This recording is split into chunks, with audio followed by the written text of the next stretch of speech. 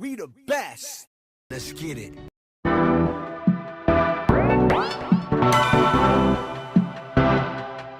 You might think that getting into the IT field is impossible without a computer science degree, but Tech Coach Ralph is here to prove you wrong. Get ready for some jaw-dropping revelations on how to break into this lucrative industry. Listen up, tech enthusiasts! Are you ready to break through into the IT field, but feel like you need a computer science degree to make it happen? Think again! Tech Coach Ralph has some exclusive, mind-blowing secrets to share with you. Get ready to be blown away by his jaw-dropping revelations on how to break into the tech industry without a computer science degree. So get your notepad ready, because Tech Coach Ralph is going to change your life forever. Buckle up, because you're about to embark on a journey to success in the IT field.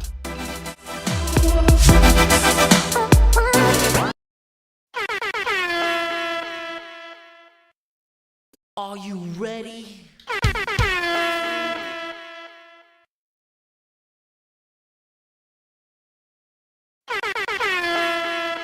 It's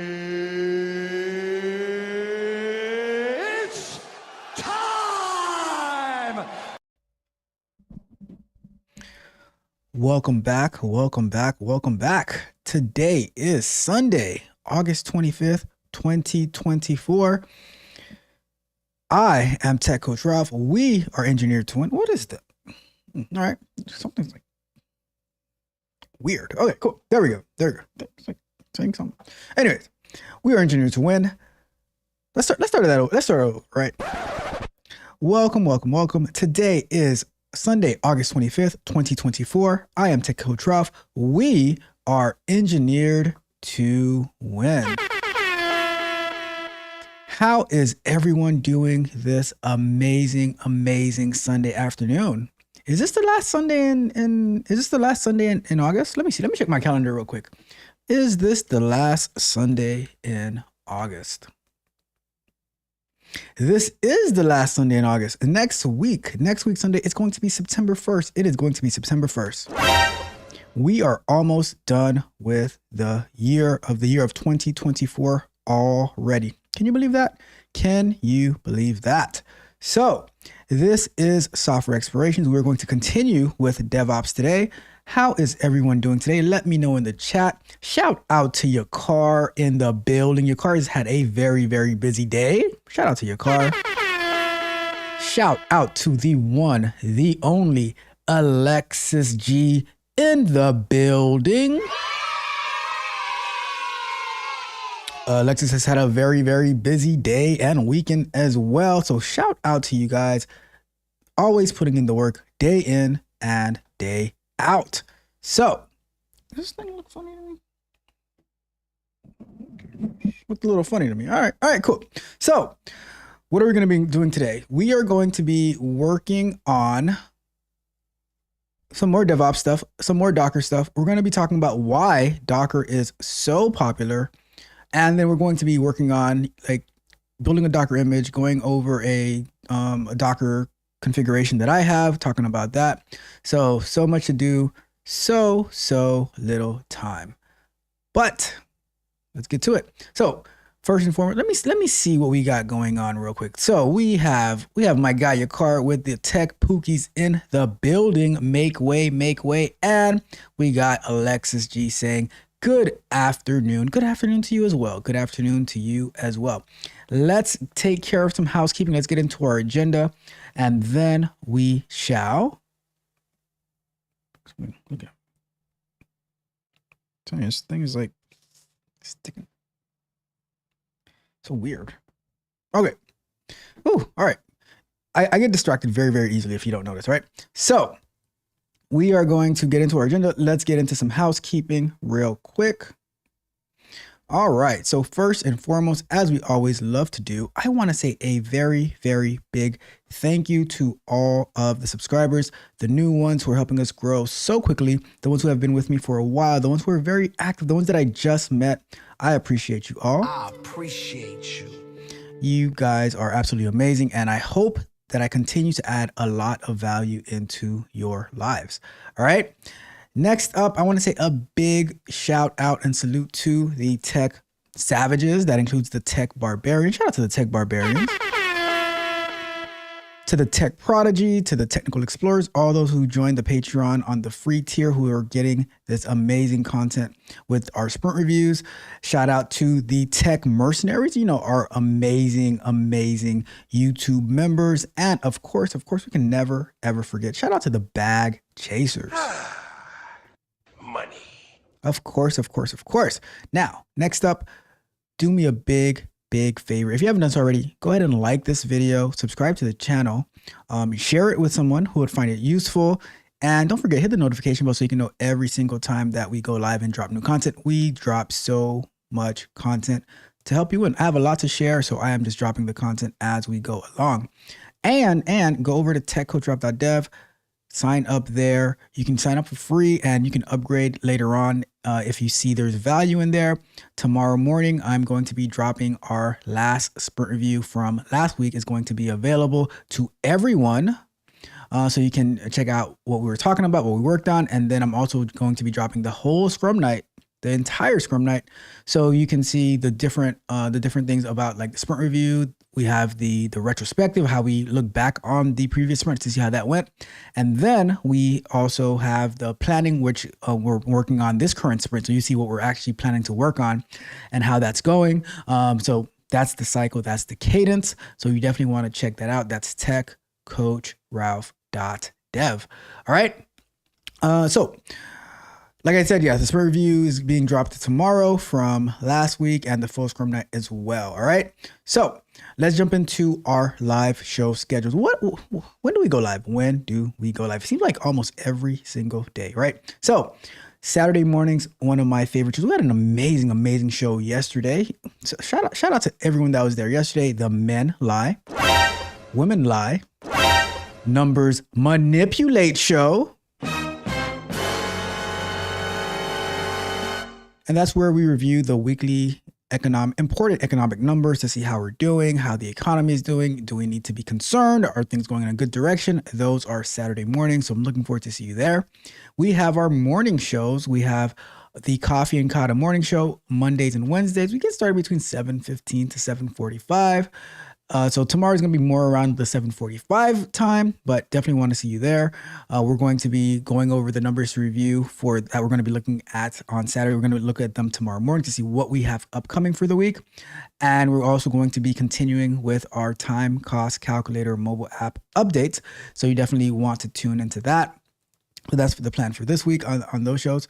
And then we have our Sunday afternoon shows. Today, we already do our software explorations. We are working our way through DevOps. We were doing Terraform for the past year, and now we're working our way through DevOps. We've been focused on Docker for the past few weeks. One of my favorite tools to use, Docker, of course.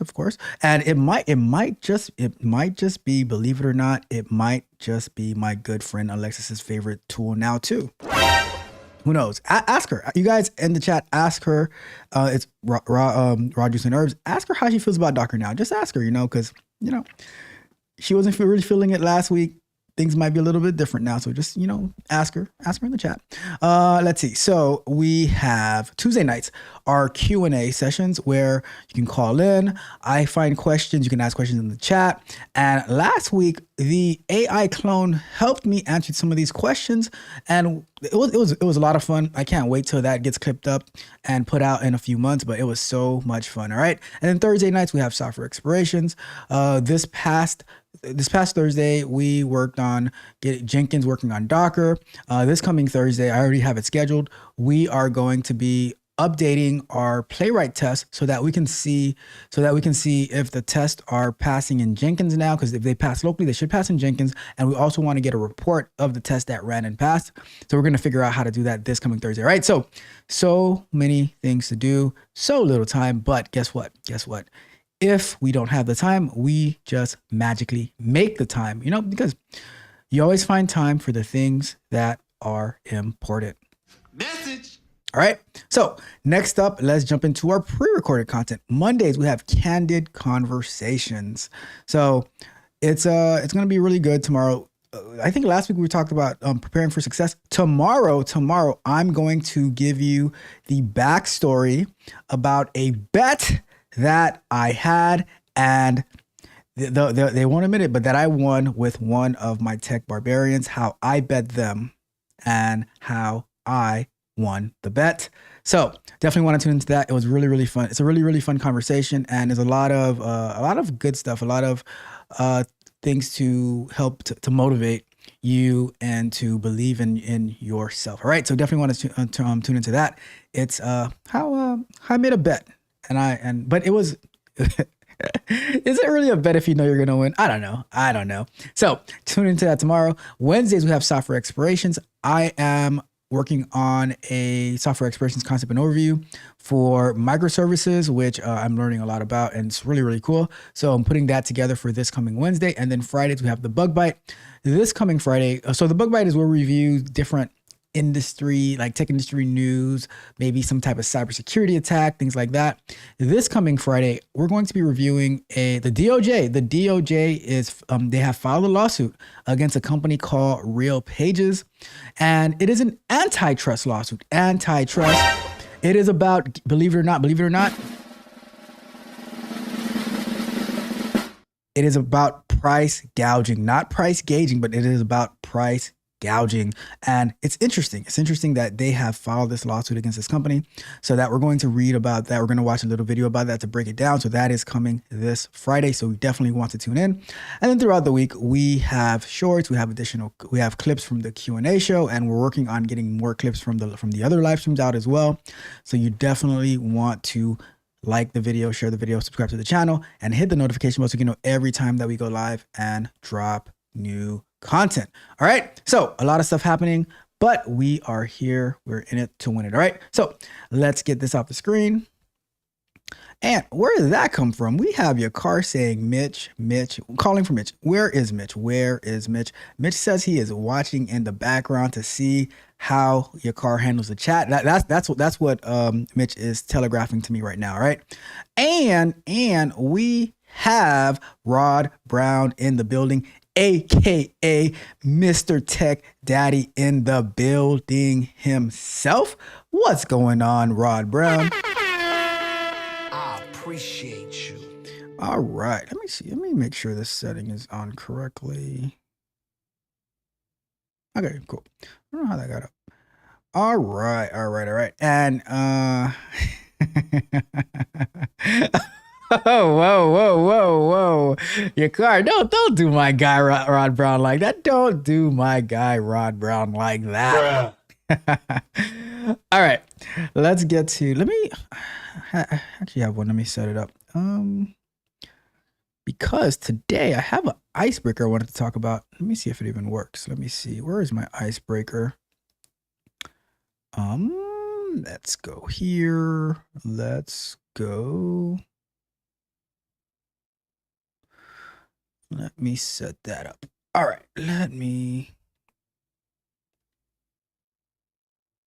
because I tuned into a show yesterday, and there was a person that they were interviewing, and I was a bit shocked by what I heard, but I just wanted to have this little conversation with you guys, right? So that I just want to get your thoughts on this, right? So let's do this. Let's jump into our icebreaker real quick. All right. So let's go to see if that's going to work. There we go. So this icebreaker, no future plans, living in the moment. Is that really the way that we want to go? So yeah, so I tuned in, so after we got off the show here yesterday, I tuned in to another channel. They were interviewing somebody, and the host, and hopefully Mitch is here, right? Because I am curious to get what his thoughts as well, right? But the host asked we're like, what are your plans for the next 5 to 10 years and stuff like that? And the person said, I don't have any. And I was like, huh, interesting. After and they said they used to have all these plans and thoughts and stuff like that, but that after the pandemic, it kind of it threw off a lot of the things that they were planning and stuff like that. So now like they don't really like, they're kind of like living in the moment, living in the now, instead of like making plans for the future because quote unquote you don't know what can happen. And you know, I was like, is that the like, is that the direction that we're going in? And like trying, I mean, I've heard people blame many things on the pandemic, but I'm just thinking like, because something that we weren't expecting happens, like we just say, or I'm not gonna think for the future anymore. See me, I'm a big believer in preparing for success. Like if you look at the candid conversations from last week, like I don't like falling into things, right? We're just like, oh, you know, I just by chance I got here. That it can happen, but for how many people does that actually happen to? How many people does that happen for? Where by chance you get to where you were. You know, a lot of times it's about, to me, it's about being assertive and being disciplined, and actually, because I think when you fall into a particular spot, more times than not, it's not going to be a great spot to fall into. But if it does work out, if you were very like focused on where you were going, would you get there a lot sooner than if you weren't? So if we think about a map or a GPS, for instance, right? When you are, if you don't use a map, if you don't use GPS or anything like that, and you're just like, oh, I'm just going to try to find it, you might end up where you're headed. But how long is that going to take? How many times are you going to have to stop by and ask somebody for directions, and they might give you the wrong direction? How many times do you have to stop by a gas station and say, hey, you know, you remember in the movie Rush Hour when they asked Jackie Chan, I forgot, like, what did they ask Jackie Chan, like, where they were trying to get to? Was it Roscoe's Chicken and Waffle? I don't remember but he was like, you know, like this, you know, like, it's like, I don't know. But that's like the thing that I'm wondering, like, does one event make us not plan? I mean, for me, I would want a bad event to make me plan even more. So let's say how many people lost their jobs like when the pandemic started going off, and, you know, companies closed. They said, oh, you know, only in 2 weeks we'll be back in the office, 2 weeks we'll be back in the office. And it was like 2 years later, some people still aren't back in the office, right? And I'm like, how many people were affected financially and stuff like that? Like when you hear how bad, like how people are saying the economy is the number one thing on their mind this coming election season. And I'm like, wouldn't it be better if we were knowledgeable enough to prepare for anything that's coming to us? You know, I mean, maybe, you know, you might not. I mean, like I was about to say, maybe you can't plan for like quote unquote death, but you actually can, right? Because making sure that you have, like, let's say it's even your death, like you have your insurance policies in place, you have all the data for the people who are close to you of what they need to do in case something happens to you, or you have properly planned for a parent or someone else who's close to you, like about preparation, you know? So when I hear like, oh, I'm just like kind of winging it now because of some event that happened, I'm like, I would actually like run away from winging it. And I'm like, well, let's be even more prepared to make sure that we get everything taken care of. So that's me. Like, and I'll just put it even more granular. Like I use my calendar so specifically. It's like I schedule my meetings and stuff like that. I don't like to just do things out of the blue. So I don't know. Maybe it's me, but let me know what you guys think. Do you guys believe in planning And here's the thing with plans, right? Even when you have a plan, things can change, but at least you have something to change instead of like, just gonna go with the flow. I'm just gonna go with the wind. Wherever the wind blows me, that's where I'm gonna go, you know? So I don't know. Let me know your thoughts. Am I off on here? Should it be like your car says YOLO, or should it be like, let's plan for the future. Let's be very, very meticulous in the things that we're doing. All right. So let's get to let me get this off the screen and let's get to the chat, and then we'll actually get to work. All right. Let's see. Where's the boom? All right. Let's see the chat. And we got my guy in the building, Mitch. What's up, Mitch? Let me see. Your car says Mitch is going to come in and say that was trash. Your car is like, YOLO, homie. I don't know, it's just not me. Let's see. Mitch says, I don't think there is anything wrong with that. Everyone is different. The pandemic messed up a lot of things for a lot of people. Whoever the person is probably just feel defeated, like 85% of the world. Okay, I hear you, Mitch. I hear you. And it says, for your information, I was here at your car. That was horrible. Dry chat. Oh. Mitch is standing up for the people. Like, I got you, Mitch. I got you. But you know what? I'm gonna come back to that real quick. I'm gonna come back to your car's message real quick. But here's a question though, Mitch. Why do people feel defeated? That's do we ever ask, like, because we can just say, oh, maybe somebody feels defeated, but why do people feel defeated? You know, what is defeating you? And when you feel defeated, do we just give up? I don't know. Just my question. All right. Igar says, Mitch, if you don't lead off with an insult, I think you're having a bad day. It's always good to be insulted by you. That's a good one. That is a good one. I didn't lead off with an insult. It's funny, people throw a rock first, then when the person throws it back, oh, I don't know why he threw the rock at me. Mitch. Isn't that the truth? Right? When you gotta be nice, right? You gotta be nice. Even when they say the worst things about you, Mitch, when they say the worst things about you, you still have to be nice. All right? That's how the world works nowadays, apparently, Mitch. That is how it works nowadays. All right. Let's see. Your card says, who threw a rock? You do usually say my jokes are trash. That's a fact, not a rock thrown. You know, I mean, could you here's a question, your car. Can you write on a piece of paper that's a fact and wrap it up in a rock and then throw it? Well, you ever thought about that? you get hit with the rock. That's a fact. And Alexa says, planner, but definitely adaptable. Yep, I totally believe in adaptable, right?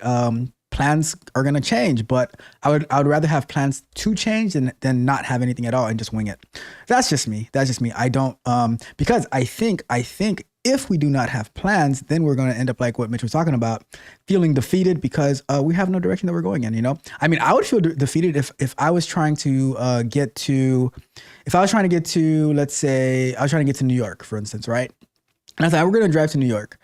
And then as I'm taking I-95 north, and as I'm getting to I should stay on I-95, and then I end up making some turn on I-10, and I end up in like Texas or something like that. And now, you know, that's messed up. I'm just saying. It says, because lost job, family, etc. Some people, not all, but of course, it's never all. It is never all, Mitch.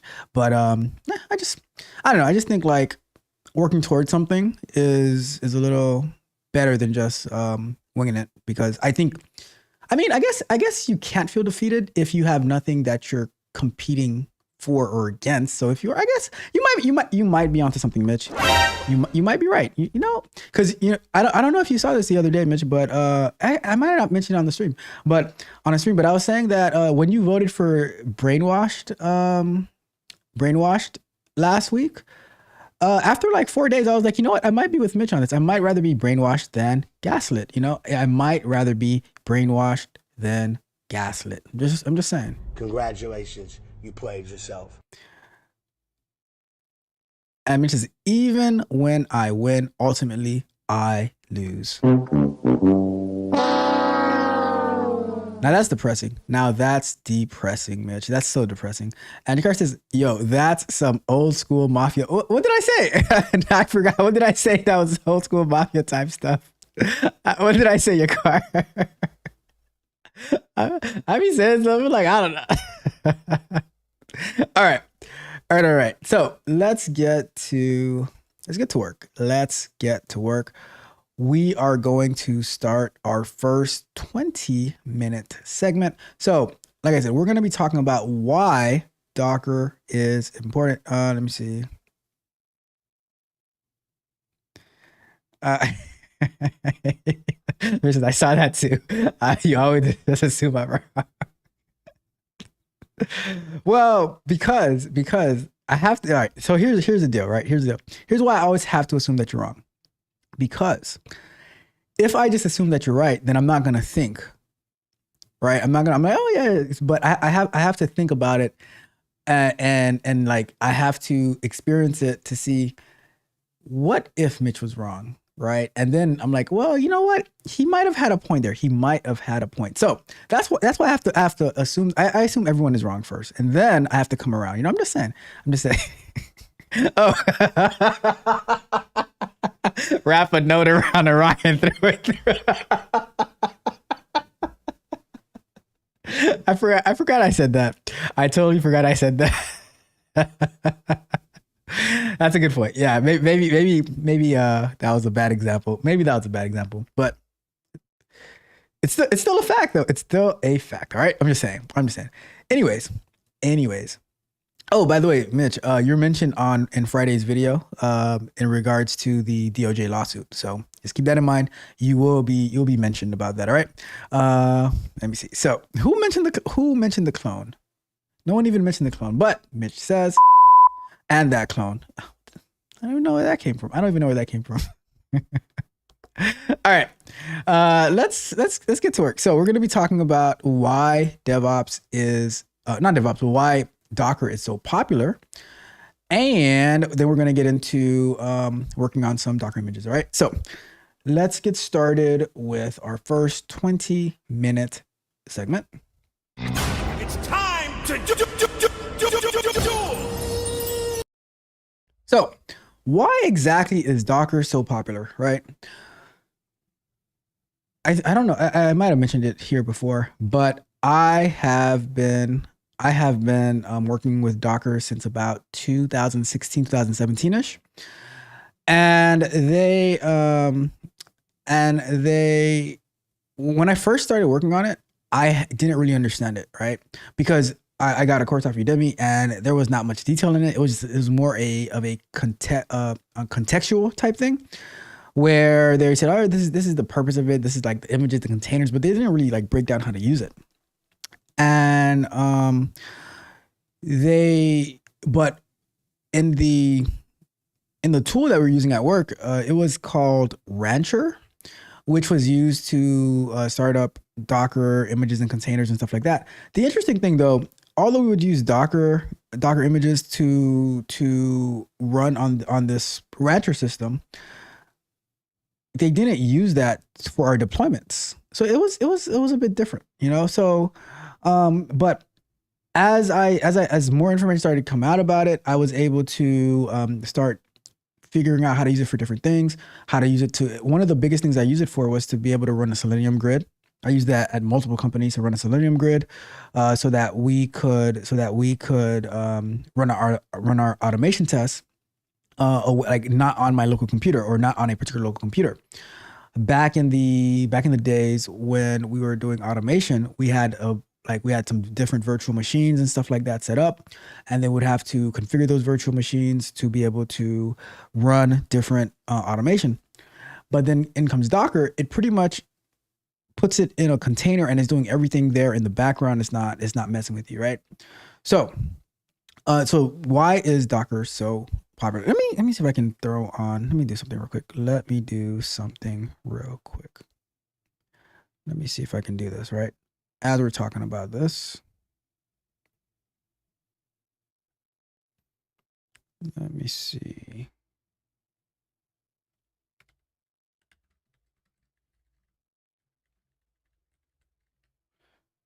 All right, let's put that on the screen so that we can have that with us as we're talking about it.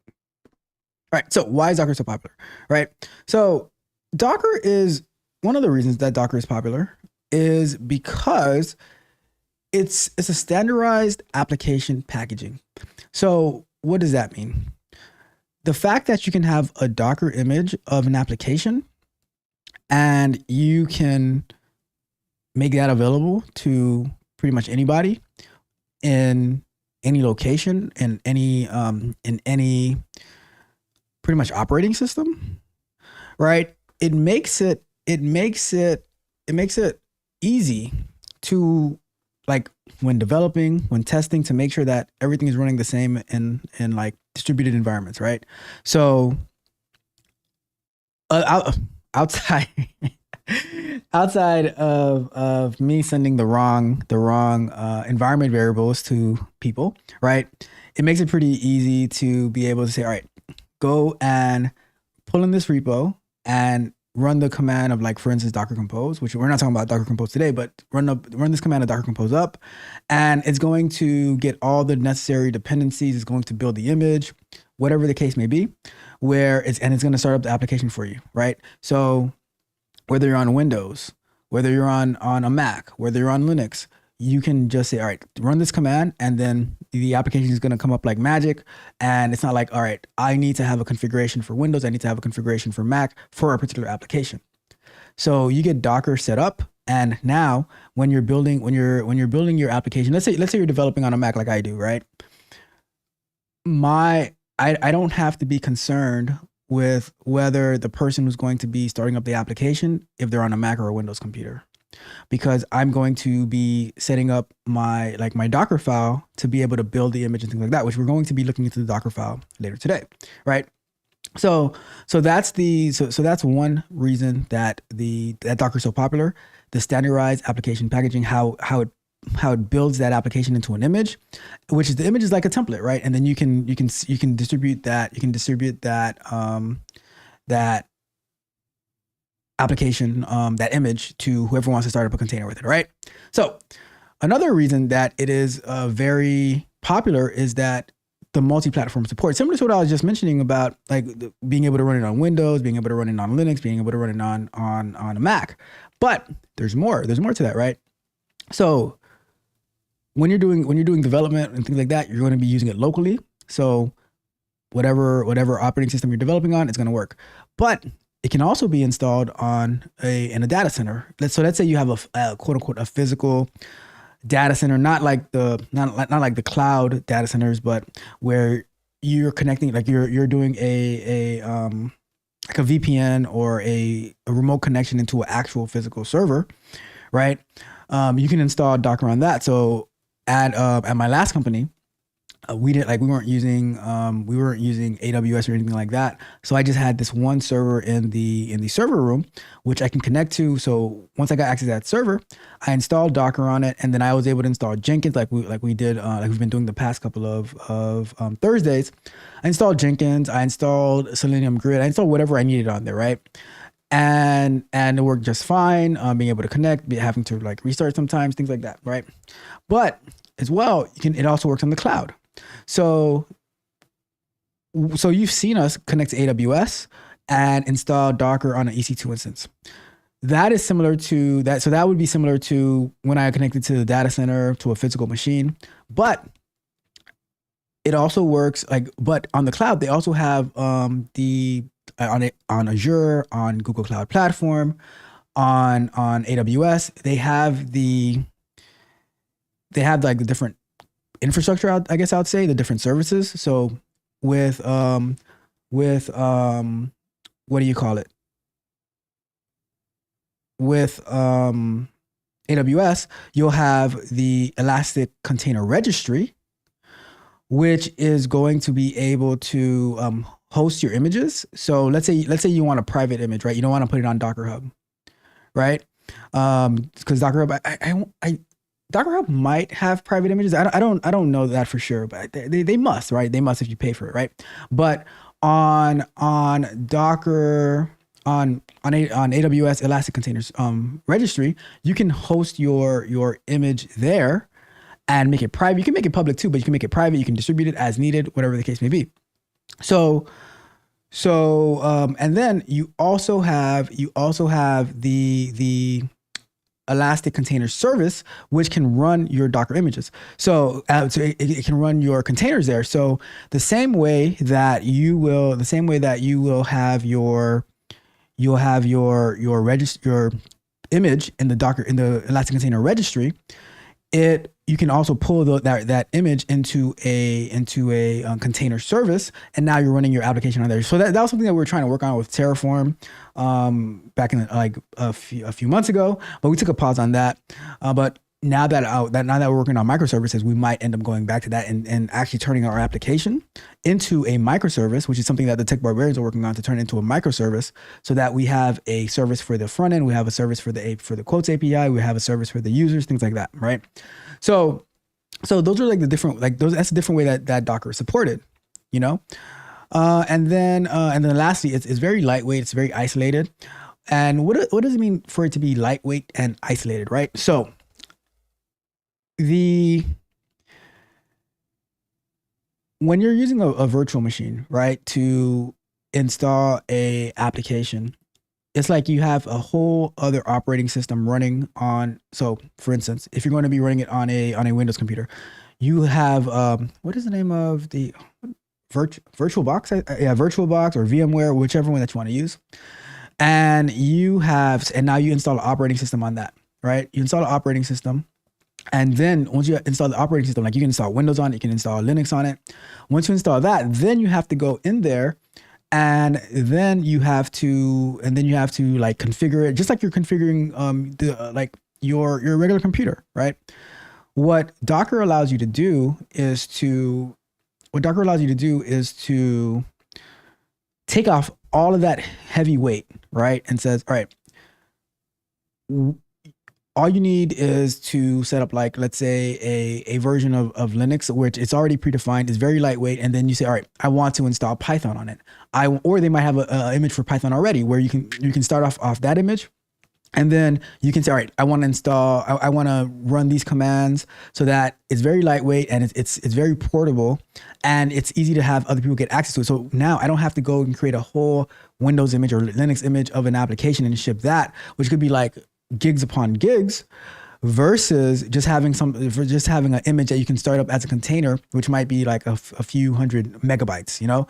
So that's one of the other benefits of Docker, and you can have like what we showed on a couple of live streams ago, where it can be very, very isolated, so that we can have the same exact image running as a container multiple times. So we can have JavaScript image 1, or JavaScript container 1, JavaScript container 2, JavaScript container 3. They don't even have to talk to one another, right?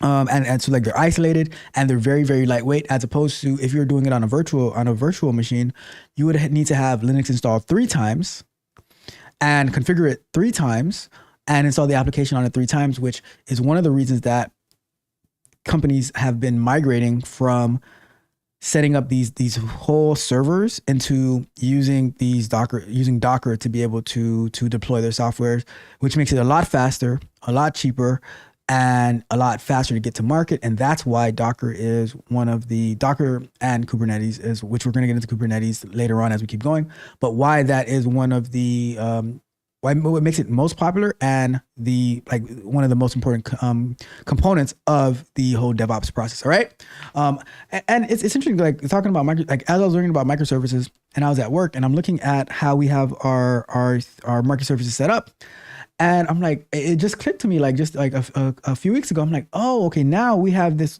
Elastic Container Service, and we have all these different containers running on it.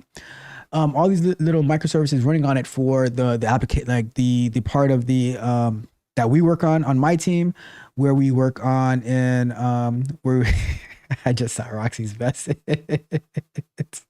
Oh my goodness. I miss you so much, Roxy. I'm so happy that you're here today. But yeah, like I was saying, we have yeah, so we have like the part that we work on, we have the part that the other teams work on, and just expose, like you say, okay, how do I access this? What port is it on? And now the whole application works together, being that they're in the same cluster, so they have like connectivity, all that type of stuff. So stuff that we're going to be jumping into for the foreseeable future. Maybe we'll be working on DevOps for a year now, maybe. I don't know. Well, like I don't say like how long it's going to take us, because we are here to learn it, so we can become like, maybe not experts, but we can be very, very well versed, very, very comfortable. And now we can say, hey, on the resume, I have a lot of DevOps experience, and I can figure out whatever I need to figure out. All right. So that is the thoughts behind why Docker is so popular, including I really want to get into Kubernetes as well. I remember I tried to get into Kubernetes a few years ago, but the computer that I was using was so weak, it just couldn't do it. But now we have a real computer in the building,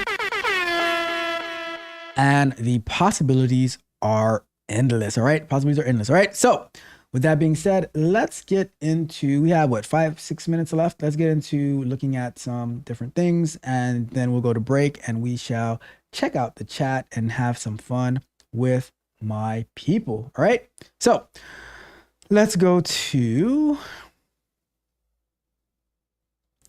so I have the GitHub repo that we've been looking at for the past couple of weeks. And I'm going to open, which one should I open? I guess I'll open, let me see. Let me open up. So let me switch to this screen. Oh, not yet. Let me open up PyCharm, I guess.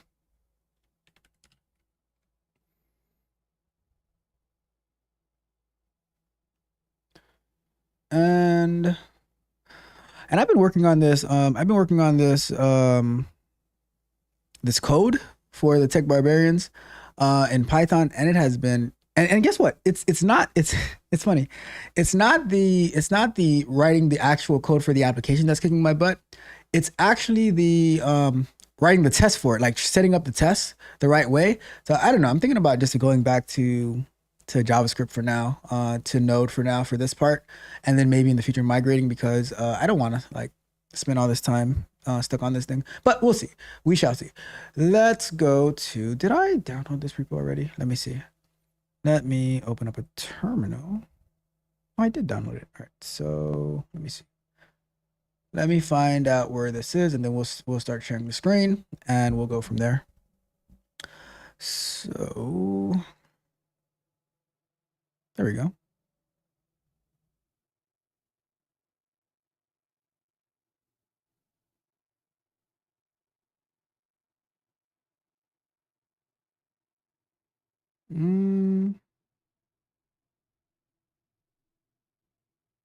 Oops.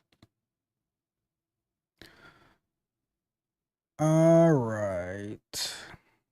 So let's take a look at this real quick.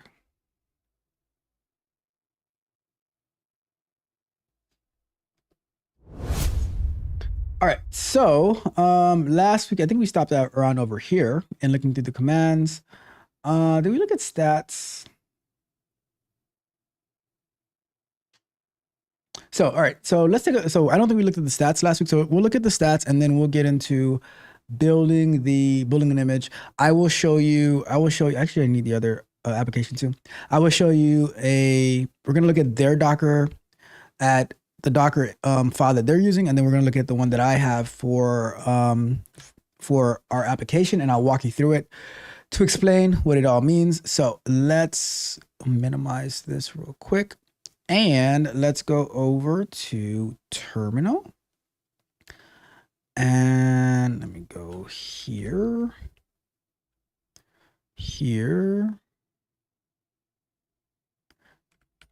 and zoom in, All right, so let's go to, so we're gonna do this Docker container stat and Docker stat. Let's do Docker PS. What do we got running? Let's go. All right, so what is the command to see all the running containers or all the containers? So this is Docker PS is to see the containers. Let's see all the running containers. All the containers are, we have, let's start up this one, right? So we're going to take the name, which you could also take this right here as well. And let's try it with this one, right? Let me see if this is going to work. Is it the beginning or the end? Docker start. There we go. So Docker PS. And now we have this running, the one for Node.js. So let's do Docker stat. And let's do objective von.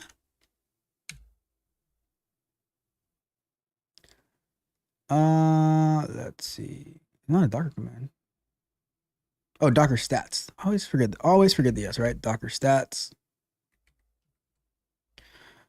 No such container name Docker von. All right, well, whatever. Let's see.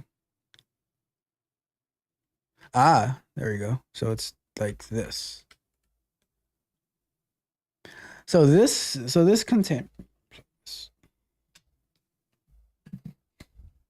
So this container is using 40 megabytes of memory, 0% CPU. It has a limit of 7.65 gigs of memory. All the details. All right, cool. So let's do let's do Docker PS-A. Let's start up the one for Java. Let's do a Docker stat for the one for Java as well, right? So Docker start cranky lumiere. All right. That's actually French for light. Right, Alexis, correct me if I'm wrong, right? You know, my French is not the best. My French is not the best. Let me see. Let's go to Docker. So let's do the Docker container stats, and then we put the, let me clear this out. Give me a second. Docker PS. And can we use the last four? I don't know. Let's see if we can use the last four. So Docker container. Lunch break. All right, we're at break. Let me just finish this one and then we'll get to break. All right. So let's go to stats and then we put, does the last four work? The first 3 or 4 work. Let's see if the last 4 work. No, the last 4 does not work. So you have to put, let me see. So if we start off with, I guess it has to be unique enough. So let's say we go to, what did I copy? 7, 8. Okay, so let's say we start off with this. There we go. So the one for Java is using 296 megabytes of a 512 limit. That's interesting. And 0.88 of the CPU. Did we put a limit on this one? Maybe we did. Maybe that's the one that we did with. Interesting. All right, so let's close that out. And let's clear that. All right, cool. So let's get to break. All right, I am going to check the chat and see what my friends are talking about. And then we will have our break time conversation. Then we'll go from there, right? So let's see.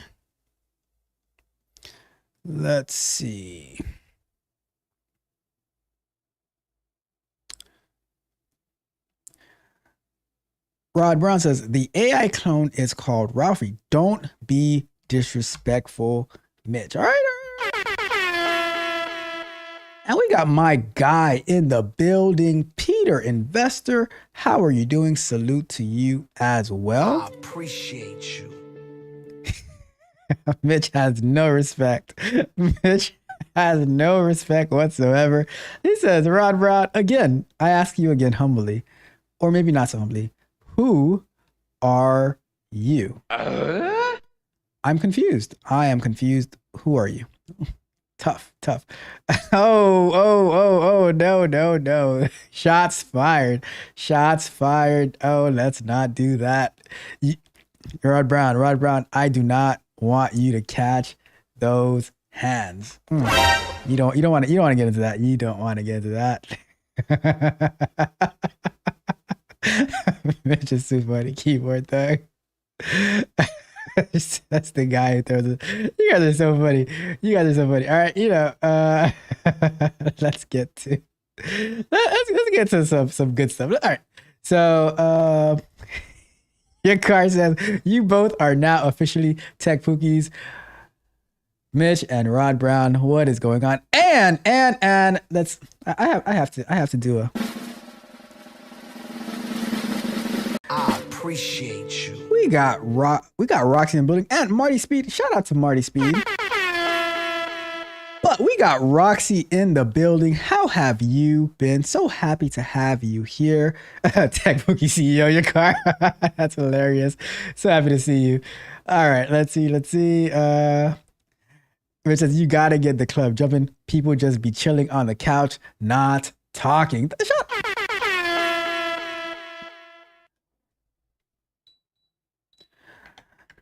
All right. Roxy in the building.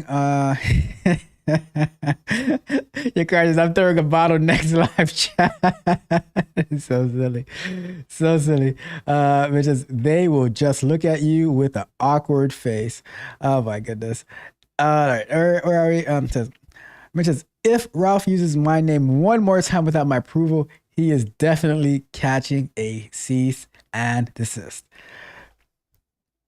I'm talking non-compete clause. You saw the other day that the non-compete ban was put on hold. So it is what it is. It is what it is. All right. Rod Ross says throw some bottles. Put on 3-6 Mafia. Says have you ever worked with a raid server? I've seen 1, 5, 6 or fail. I don't think I've ever worked with a raid server. Let me see.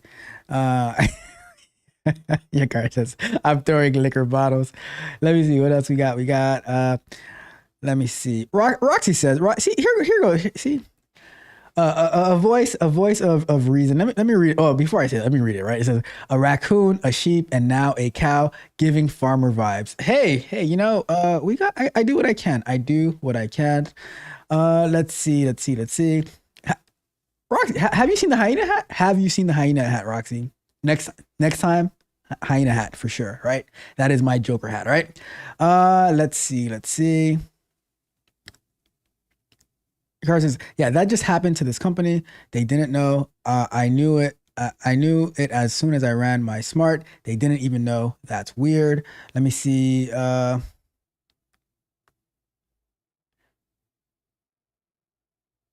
don't know what you guys are talking about. All right, so old Ralph Donald had a farm. yeah. Oh man, I did have turtles one time when I was it didn't end very well for those turtles, I must say. This had to be, we're in 2004 right now. Had to be like 2006. I had 2 turtles. It was not a happy ending. I'll just put it like that. It was not a happy ending for those turtles. All right. Let's see. Let me see. Let me see.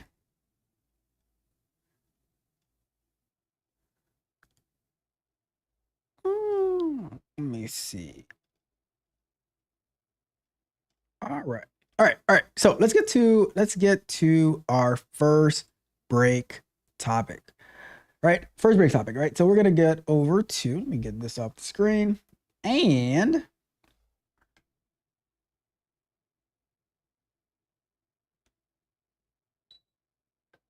all right, so our first break topic is I'll read that in a second. All right, Success fixes problems. Yes, yes, yes, yes. Success fixes problems. Let's put like 5 minutes on here, right? So, what do I mean by success fixes problems? I think that a lot of times we get very discouraged because we don't see things going in our direction. I guess kind of like what Mitch was hinting to earlier about, people feeling defeated. But for me, that's why I always like to celebrate when we win, right? Any little victory, as small as it might be, right? I want to celebrate that. I want to see you win. I want to win. So, and that's one of the things that I like about testing and QA and stuff like that is you can force these little wins. One of the reasons I like test-driven development, when you force a failure and then you force that failure to pass, now you have that that feedback loop of, all right, this is working. And as you go on, you start like when you get that red X, you're like, oh, let me undo and get it to work and keep going that way. So when I say success fixes problems, you can doubt yourself in so many different things that you're doing. And you're going to continue doubting over and over and over again until you start seeing some victories. So one thing that I like to do is I like to show you how to get those victories, because I want you to be feeling yourself, right? I want you to say, oh, this makes sense now. And now you actually understand what you're doing, or you're starting to get better understanding it. Because if we are just like, a lot of times we'll take a course and we'll read a book and we're like trying to understand, but we can't piece it together. So now we're asking questions that the questions that we're asking, like they're not really taking you anywhere. They're just trying to understand, but like you don't have any context behind it. So when you actually see something starts to pass, you're like, oh, this is actually working.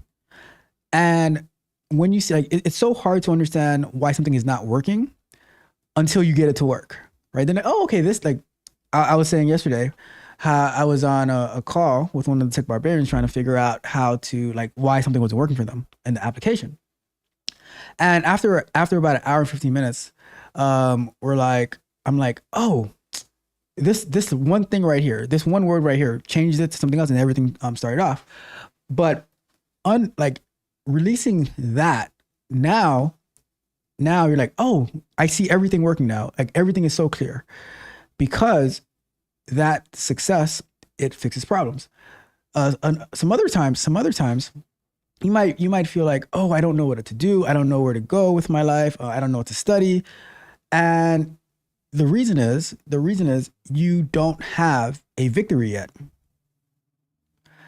And that's why I always say, search for that victory. Get as small as that victory can be, right? So if you're like not sure what role to go into, just being able to produce something. So I'll give you another example, right? One of the people that I'm coaching, they're not really sure what direction that they want their career to go in. I'm like, well, giving some different ideas. I'm like, well, how about project management? And as they are product management, product ownership, product management, and as they are like, I can see in that now, as like I put them in a position to have to learn it, to be forced to learn it, to be forced to be able to have to be able to communicate with other people. And as they're going along and learning it, you can see that now they're actually doing the research. They're actually starting to understand what they're talking about. They're getting more confident in themselves. So building that confidence, that's going to fix so many problems, so many things that you're stuck with, that you're not sure what direction you want to go in. So that's why I will always say, you can have 100 problems, right? As you start getting more and more successful with them, it's going to start knocking off those problems, whether it's like financially or mentally and stuff like that. You can have like, a lot of times, and I'm not talking about like people who are like quote unquote successful in like Hollywood and stuff like that, but they do like the craziest things, the craziest ideas.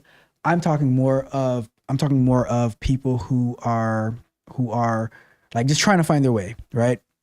Having that game plan and then executing on that game plan, and every step along the way, being able to define what does winning look like. Define what does winning look like in this step, in that step, in that step, and then you look back. Get a move on, back to work, chop, chop, let's go. Come on, get a move on. Back to work, back to work, back to work. So when you look back on everything that you've done, you've seen a whole quote unquote resume of victory. And now you can actually see all the stuff that you know now versus what you didn't know when you first got started, right? So that is why I say that success fixes a lot, not every single problem, but it fixes a lot of problems. It fixes a lot of problems, right? So that is our first break time topic for today. We're gonna wrap up this first break with the chat, and then we will get back to work. Okay. So let me drive me crazy.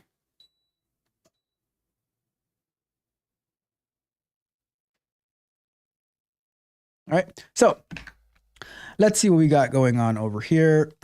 Let me see. Let's see. So Roxy says, get a peacock. Huh. I gotta see if they have a peacock. I know they have like roosters and stuff like that, but I have to see if they have a peacock. I will keep you posted. Let me see. Roxy says, I am not surprised to your car is peacock, and Mitch says that your car is sick. And let's see. It says his name is Lumpy. Oh my goodness. All right. Lumpy the peacock probably needs therapy for such a name. Roxy came in with the heat today. See, I'm gonna say as of right now, Roxy sounds like it's Team Mitch. I'm just saying it sounds like it's Team Mitch right now. So it might, Mitch, you might have someone on your team for the first time ever. Mitch, you might have someone on your team. So I'm just saying. It says, I definitely do get what you be saying. I just talk about the other side of it. Do you want to know why? Do you want to know why I don't talk about the other side, Mitch? It's not gonna. I don't even know if I want to say this. I don't talk about the other side of it because I don't like to talk about losing. Like to put it like perfectly frank, I like to focus on winning and finding the strategies to win. Right? When I'm training with people and like jujitsu and stuff like that, some people, they get mad when they lose and stuff like that. I'm like, this is just an opportunity to see what went wrong, do a postmortem on what went wrong and how to fix it. So I don't like harboring on losing. You know, I want us to win. We the best. And Yukari says, success means you don't have a problem. I mean, you can have some problems, right? You can have some problems, but it's not regular problems. I would rather not have regular problems, right? It says, you can actually have more problems, you know? Remember, more money, more problems, right? I'll be honest. I think when I was younger, I was scared of success because I know what comes with it. But you still went out there and got it. It says, a peacock, did you eat Mrs. Lumpy? Whoa. It says, a product manager can be a project manager, but I don't think a project manager can be a product manager. Obviously, they can. They just have to learn. It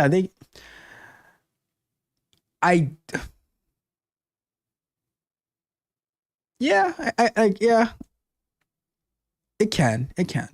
Let me see. It just depends on how you do it, but yeah, it can. It says, rich man problems are good problems. I'll take those problems. And it says, you're making me be serious today, but to the foolishness. Whoa. Nope. We're not coming at Roxy. We are not coming at Roxy Yakar. Nope, not happening. Not on her first day back to school. Not on Roxy's first day back to school, Yakar. All right. Maybe tomorrow. Maybe tomorrow. Okay. Maybe tomorrow. Oh, Mitch has a friend. Mitch has a friend.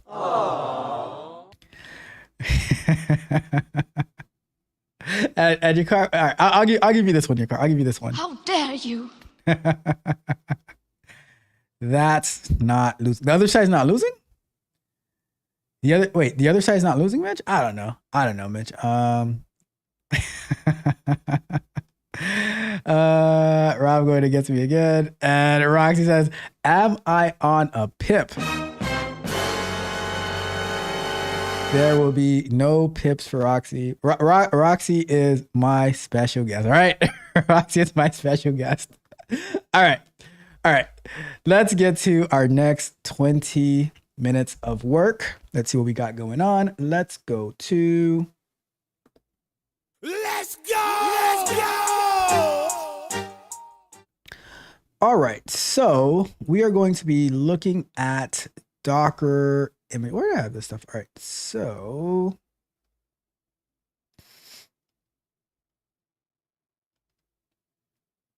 All right. So we're doing the one for Python. So let me open up PyCharm. And where did it go? Where's my PyCharm?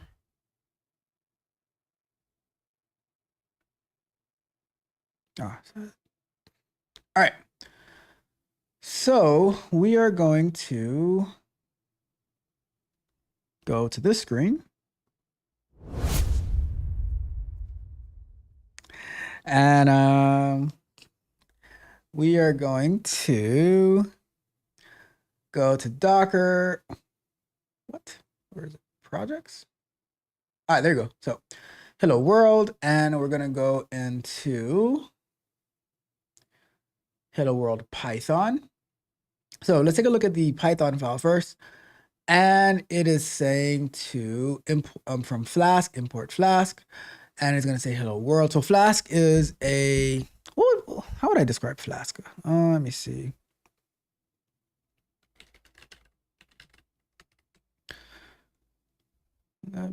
Let's take a look at what Flask is real quick, right? So let's go to this screen. And we're going to look at, let's take a quick look at what Flask is. So Flask is, all right. So Flask is,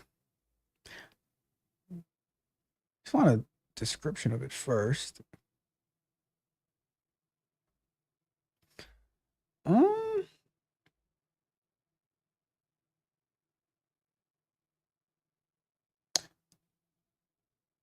Let me see. What is Python Flask used for? So Python Flask is a web development framework that is used to build web applications and other applications. It's known for being flexible, simple, scalable, and reliable, and often called micro framework because it is designed to be minimalistic and only provide essential components for building web applications. Some uses for Flask are web development. Flask can be used to build web apps, interact with and display data-driven content, data science. Flask can be used to create web interfaces, APIs, and visualization tools that help data scientists. It's a backend for mobile applications. Interesting. Let's see. Other industries, all right? So that's pretty much what Flask is. So if we go back to this screen, and what about if we were to do, before we even get into like the Docker file, right? Let's say we were to start this up locally. So this is saying the route for hello world, and we're going to say return a message. So this route right here. All right, so start over. Hello world is equal to starting the Flask app, right? And it's saying that for this route of just a slash, we want to return a message hello world Python. And then we want to, if the name is equal to main, then to start up the application. All right. So before we even get into the Docker part, I'm going to install this, right? All right, hold on. Let me go and let's create a virtual environment.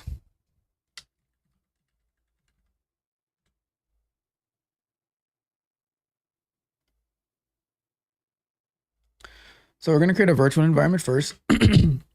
This has no, this right here that we're doing doesn't have really anything to do with Docker, but we're going to say .venv or venv.venv, right? So it's going to create this virtual environment. What? Python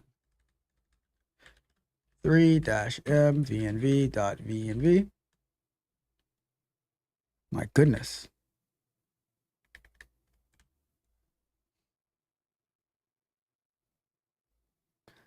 All right, so we created the virtual environment, and now we're going to activate that virtual environment. Is it source? And then dot venv, then activate. All right, so now you see this like dot venv here, right? So we're going to do pip, or we can do actually from the requirements actually. So the requirements have Flask in there. And this is like just Python stuff. So pip install our requirements.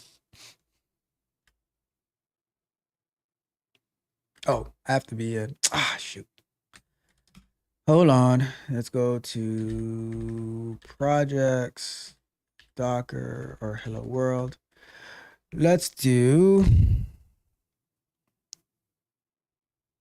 Hey, exit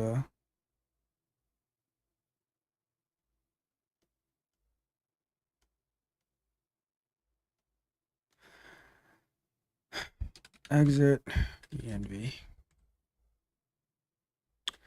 So let me do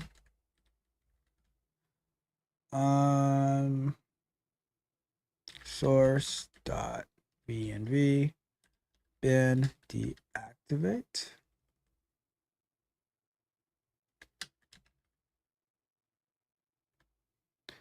No, we deactivate.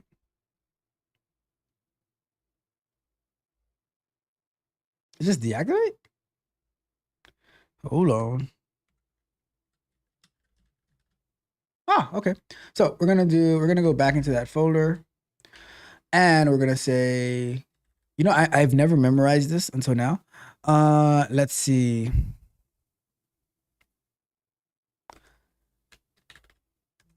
We're gonna say source dot venv. Nope. Python -m venv.venv. So we should have one that pops up in here now. I have to go into one more folder actually. What folder am I in? CD. Hello world. Python. All right, let's go there. Now we're gonna do the Python 3-m venv.venv. All right, we have, so now we're gonna do source .venv bin activate. So now we have our venv in the right folder, and now we're gonna do pip install -r requirements. Cool. So we have everything that should be installed is installed now. Oops.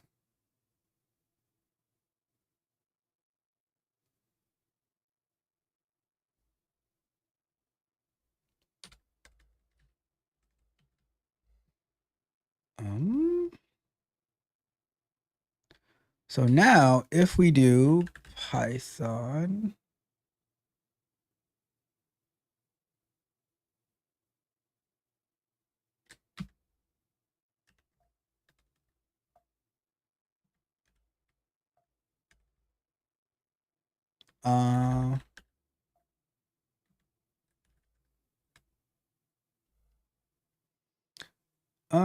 let me see.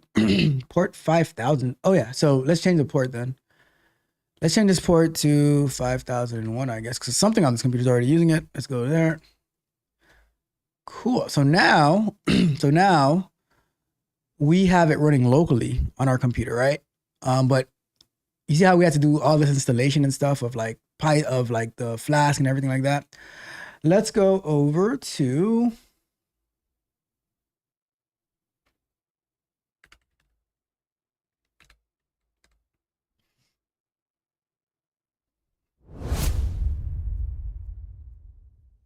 so you see here we have what we just did, right? But how do we know that's the one that we just did? So what I'm gonna do, I'm gonna go over here,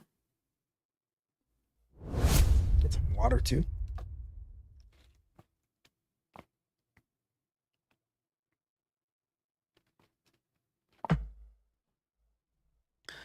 We are gonna go to here, and I want to say, instead of hello world Python, let's just say I'm really what's the word people only think about themselves, right?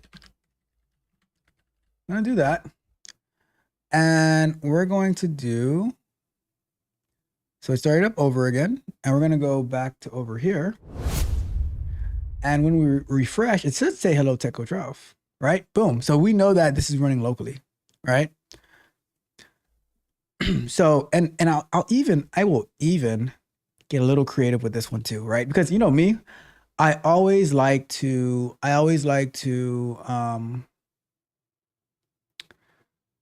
go outside of exactly what they're showing us. So we're gonna do a couple of things, right? So that's what we just did here.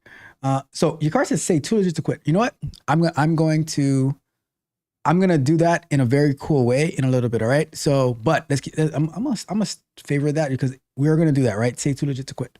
So we are gonna go to, so now let's get into the Docker part, right? Let's get into the Docker part. So the Docker file, what is a Docker file?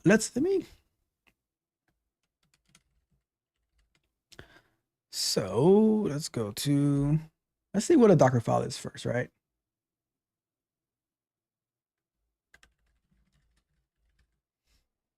So a Docker file is a text document that contains all the commands a user could call on the command line to assemble an image, to assemble a Docker image, right? So let's see here, Docker file. So there's that. Let me see. That's pretty much what it is, right? So let's take a look at the Docker file that was provided to us, and then we're gonna make a little bit of modification to it. So Docker plugin supporting Docker file found. Let me go ahead and install the plugin.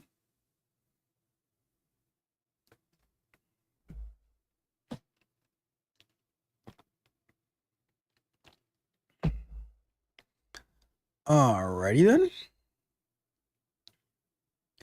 So this is a Docker file. It's so the from command, right? So it's saying, and maybe I'll do a more in-depth video on this, but from, right? It's saying from the image called Python, which is using the tag of Alpine 3.10. We're going to be creating our image with this baseline, right? So if we were to go to, let's go to, oh, I'm not even showing. So that means I'm going to go back to this, right? So it said, all right, so in here, it says from Python. So the image is Python and the tag is Alpine 3.10, right? So if we go to hub.docker.com and we look for Python, you'll see all the images that exist, right? So we're gonna go over to,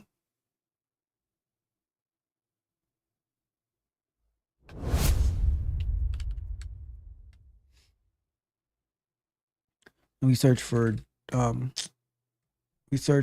Python.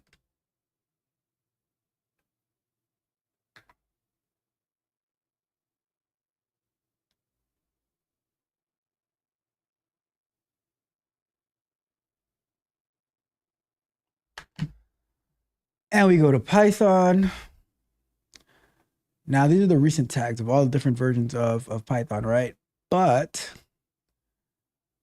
let me see. All of these are different tags, right? So if we look for the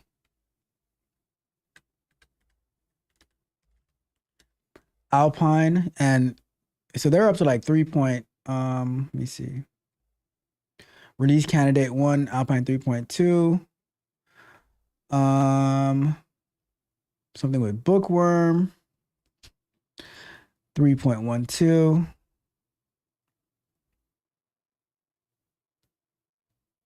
3.19.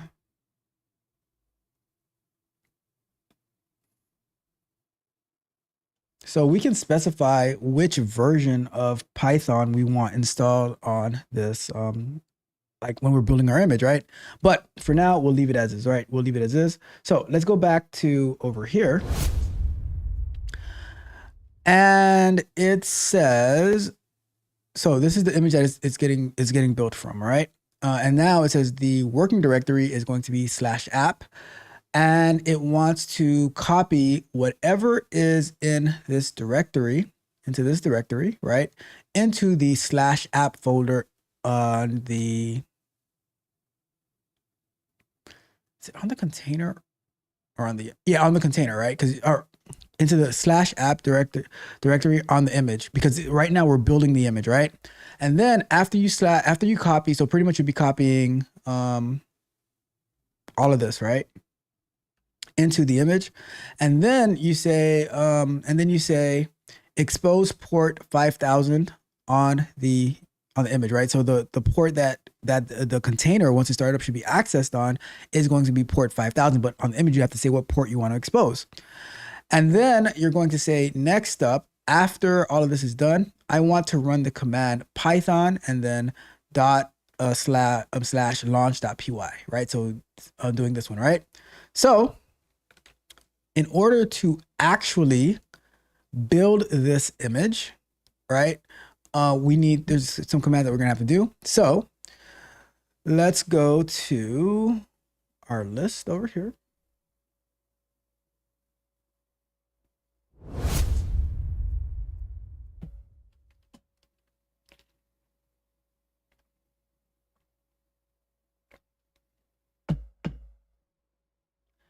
And we are going to look at the command to build it.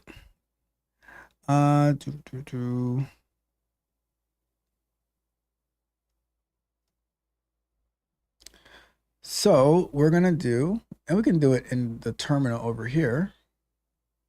Well, I can stop this. Well, it's not hurting us. So let's go here and we're going to do the command. So first we're going to go into the correct folder.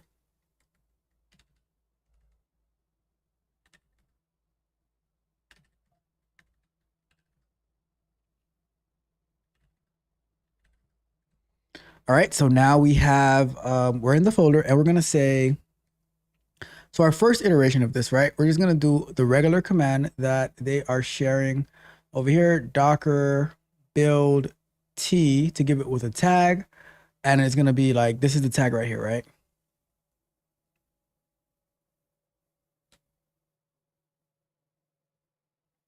All right, so now we are going to go to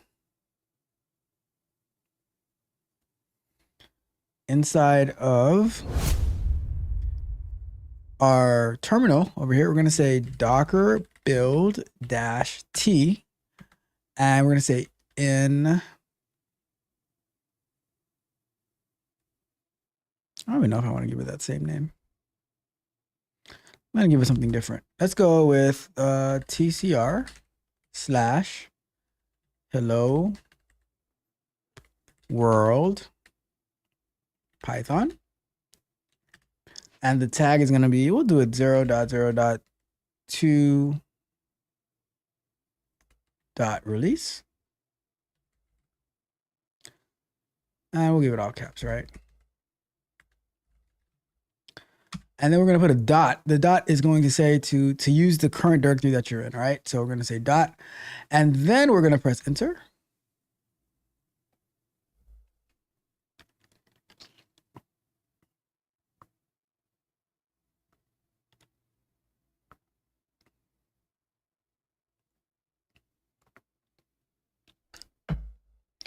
So now it says that our image has been written. Got one warning. It says JSON args recommended JSON argument recommended for CMD to prevent unintended behavior related to OS signal. Okay. So now we are going to go to, let's go to our terminal. And let's do a Docker. What is the command to get the images for Docker, right? That's going to be correct, Docker images. And now look at that. The image that we just created is now here. So let's start our new image, right? Because this is the one that they created for us. This is the one. So I'm going to start this one too. Let me see. Let's do this. Clear Docker ps-a. And let's start the JavaScript one.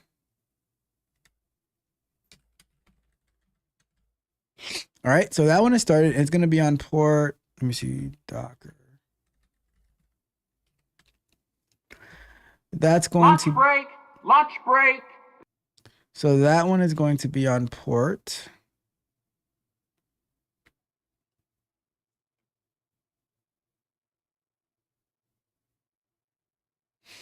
Which one did I just start up?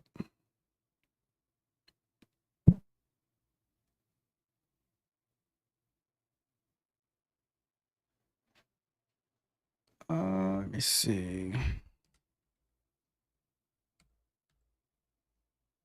5052. All right. So when we come back from break, we are going to, once we come back from break, we're going to start up the one that is on our own, the TCR Hello World Python. All right. So that is the plan that we're going to get to for our last segment of today. So let's go back to full screen. And how are you guys doing? Is it somewhat making sense? Are you following along? Let me see. All right, let's go to the chat real quick, and then we'll talk about our second break topic, and then we will go from there. Right. So let's go to, let me see, where did we get to? So yeah, Yakari said, say too legit to quit. I am going to do that once we get back, and I'm going to do it in a really cool way. Right. So, but yeah, that's an excellent idea. Excellent idea. Let me see. Ralph is the guy in the blue in the picture behind him. No, I am the guy in the white in the picture behind me. I always wear white to compete. Let me see. Certified loser. What? Who are you talking about? I do not want those hands. I do not want those hands. You see, Yakari is trying to get the hands to come out. I'm not going to be dodging and weaving today. I'm going to be good. I'm going to be good, right? And Yakari says, I found a method to automate a CSV upload and download through client server FTP style. Oh, Yakari, trust me. I've done it before, right? I've written ETL workflows to get data from one location and put it in another location, rewrite the data. So I know it's possible. The question is, do I want to do it? I don't personally want to do it. I'm just saying. And Alexa says that she has grown to appreciate Docker for what it allows you to do. See, I am making a believer every single day. We the best. And like I says, I was initially so confused, just happy I can somewhat follow along. I'm just saying, when you show up, you tune in, and then you actually get your hands on it. You actually start to try it. It starts to make sense. Shout out to Alexis as always. Being the API warrior that she is. Shout out. And of course, Docker saves developers so much money. It is crazy. Money. It saves a lot of time too. It saves so much time. Like, if I'll just give some context real quick, right? If you had to set things up without it, right? So let's say on a server on a computer that you're like just doing development, you need to set up, you need to install Mongo. You need to be able to and set up the database. And then you need to run the app locally, where now it's taking like, it's so many resources that it's taking, where with Docker Compose, with Docker, you just say, all right, do this, and it just does everything for you in the background. And now you can focus more on the work that you need to do, instead of like all the infrastructure setup that you're just like, you have to do in multiple places, you know? So very, very true. Saves a lot of time, saves a lot of money. Let me see. Yakir says GitHub, Docker, and Flutter are the real goats, the real MVPs. Let's get it. Let me see. Rocky says 87 degrees in Florida. I would drink 2 liters too. Yep. Let me see. Now I am not bringing the hands out. We're not catching those hands today. All right. We are not catching those hands today. You know, we're not doing it. We're not doing it, you know, because remember your car. Remember, Mitch has reinforcements today. So we can't. It's gonna be too much. I won't be able to handle it today, right? I can't be dodging and weaving on a Sunday, all right? All right. Let's get to the second break time topic real quick. Let's go to, and I'll just throw on a, let me see. So push it to the limit, you know, as my guy Rick Ross, one of his first songs out there, or that widely known song, Push It to the Limit. I'm not even gonna put 5. Let me see. I'm just gonna talk about this real quick, right? Push it to the limit. When I am working with people, right, I always look to push them to the limits that they think that they have. I remember I was giving the example of David Goggins the other day, right? And I remember what he said. He calls it he says the governor. He calls it the governor, which what he explained the governor was back in, like, I don't even know if they're in cars nowadays, but in cars back in the days, they would have a governor. And what the governor would do is, let's say a car can go 150, 160 miles per hour, right? The governor would restrict the car to going like 90 to 100 miles an hour, right? So although the car has a lot more capability to go a lot faster, that governor would regulate how fast it can actually go. And what Dave Goggins says is that we all have a governor where we tap out at like 40% when we actually have a lot more potential that we can actually do. You know, so what I like to do is I like to like the people that I'm working with, the people that I'm coaching, I like to push them to their limit, because once they get to that limit, they see that they actually have a lot more that they can do, a lot more that they can learn, you know, and that's why, you know, that's going to be the topic of our candid conversations tomorrow about the bet that I won, hands down, the bet that I won. But it's about when you have those barriers in front of you of what you think that you can or can't do. I'm like, well, maybe you just need a little bit of push, right? Maybe like, you remember back in the days when you're trying to get over like a tall fence or something like that, and like you'd put your hand like this so they can step on your hand, and you like give them that boost up. That's what I like to do. Like, I like to see where your limits are, or where you think your limits are, right?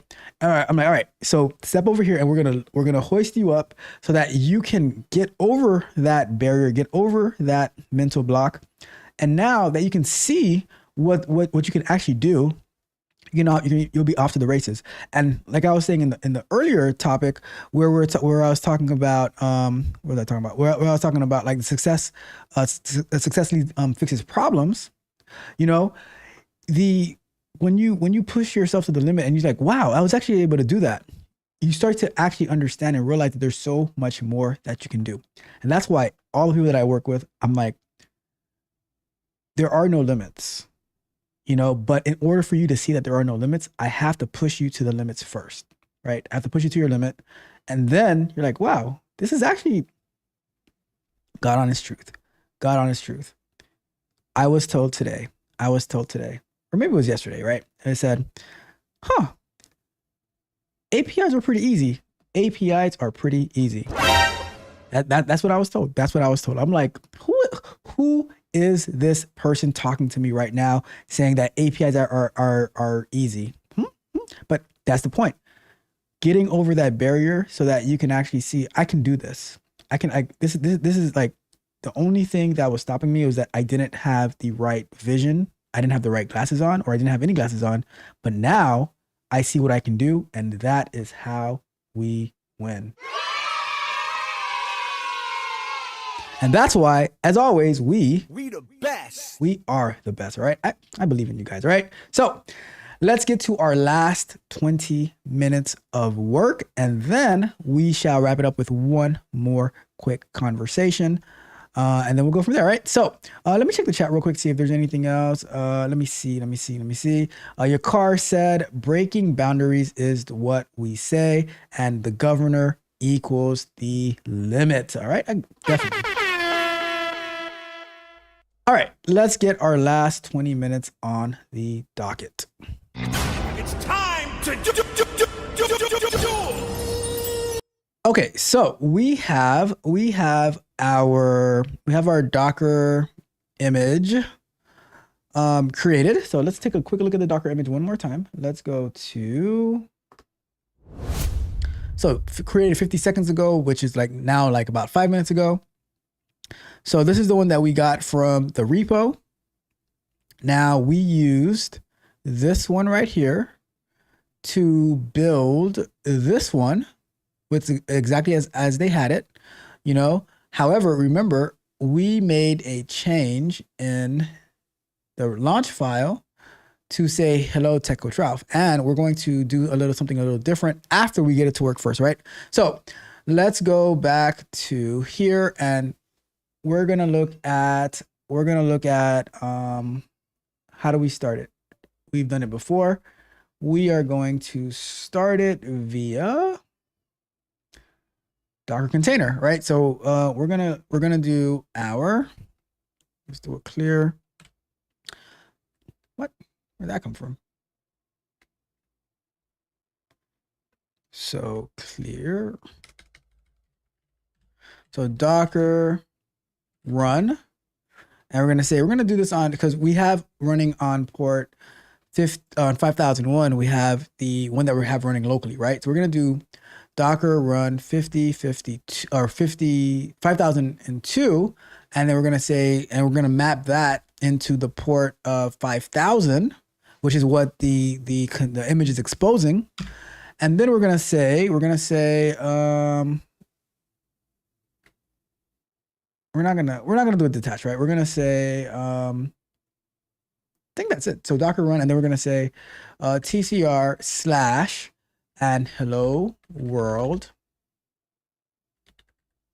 Python, right? I think that should be it. Let me see. Let's give it a try. If it's not, we'll find out immediately, and then we'll fix it to get a quick win, right? Oops, didn't mean to do that.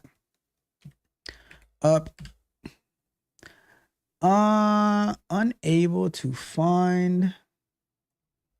So if we were to do 0.0.2.release, is that gonna work?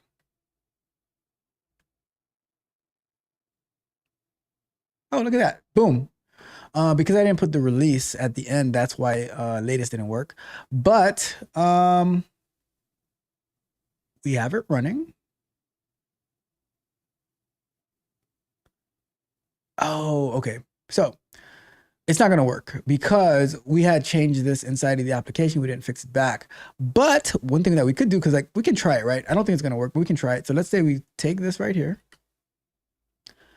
and we go to,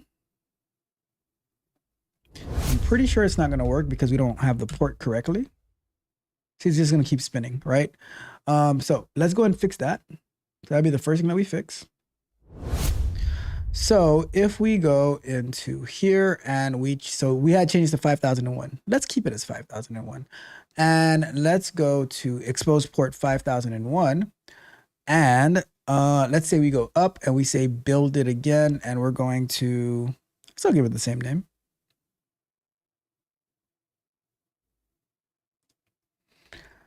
Alrighty, so if we go back to here and we're gonna stop that, And let's say we start it up again.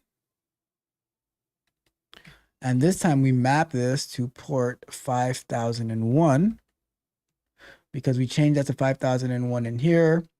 We have 5001 over here. And we run it. So now if we try it again on port 5002, it should come up. So let's go back to,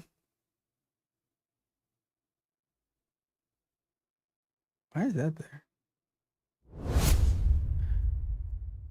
So localhost, I don't know where I got that number from. Oh, I see what, I don't know, localhost, and we do 5001 or 5002. So 5002, we have this and here, but how do we know which is which? How do we know which is which? All right. So let's do it. Let's do a couple of things. So with your car suggestion to say 2 digit to quit, I want to do something cool, right? Let's put some of our learnings to it, right? So I'm gonna go here, and what I'm going to do is I'm going to say, let me see. So what I'm gonna say, all right, let me see Python process. So we're gonna go over here, and what I'm gonna do is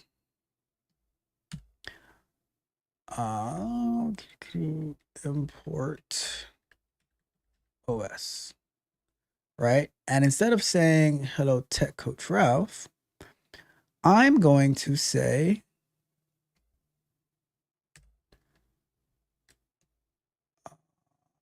no.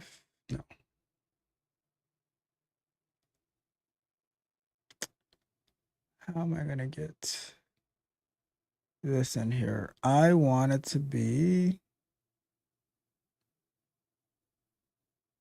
do F.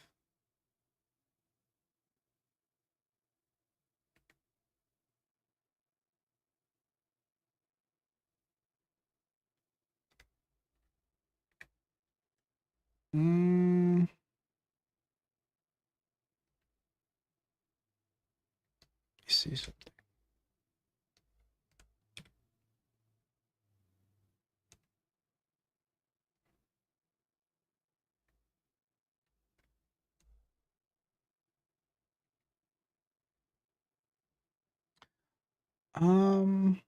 Not familiar with this part.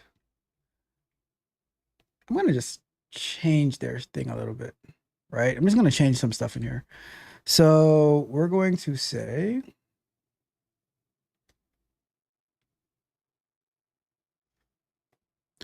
name equals os dot pro.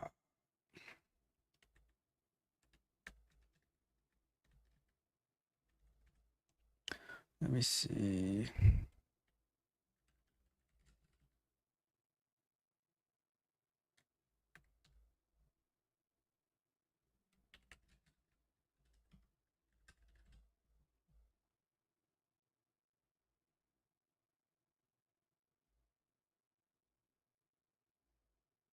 Okay. So name equals enviro. I was thinking about, I was thinking about how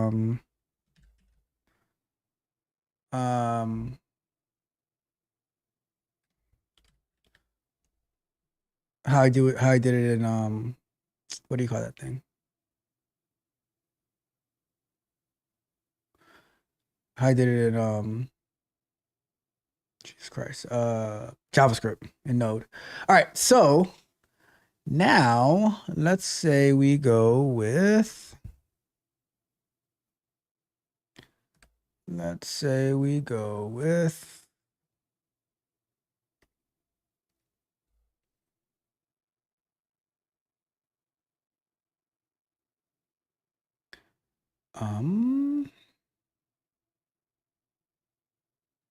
I don't like how they're doing this. So let me say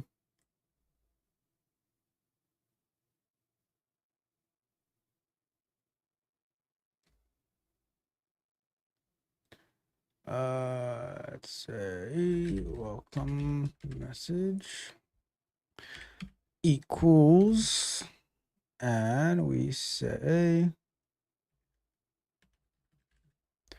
message.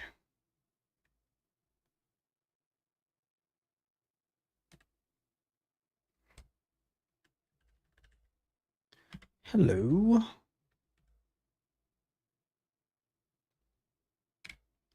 And we say name. And then instead of doing this return here, I'm just going to say welcome message. All right. So if we go over to this one and we say, we run that again, but we're also going to pass in a variable that says name equals TCR, and we do Python launch. So let's try this first, see what happens. And if we go back to our local host on port 5001 over here, let's see what happens.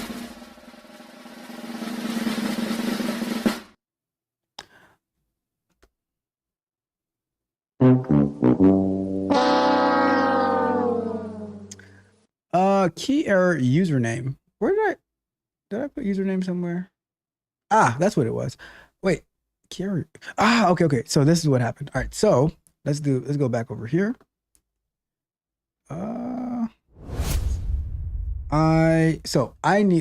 the name of the variable is name, but it's looking for a username. So if we go over here, say username, and we start that.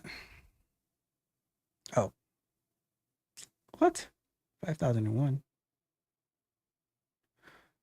Let me see.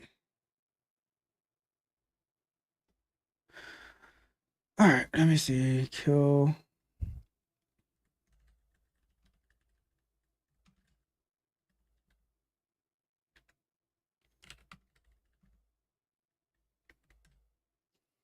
Let's go and kill this thing.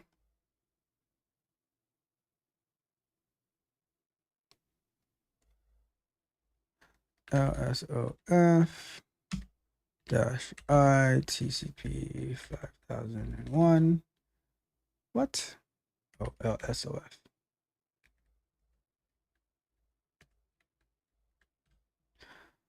And we want to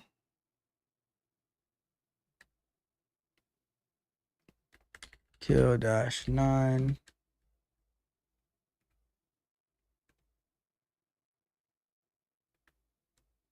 All right, so let's start that up again. All right, so now let's go back to here. And we look at over here, looking at 5001. And look at that.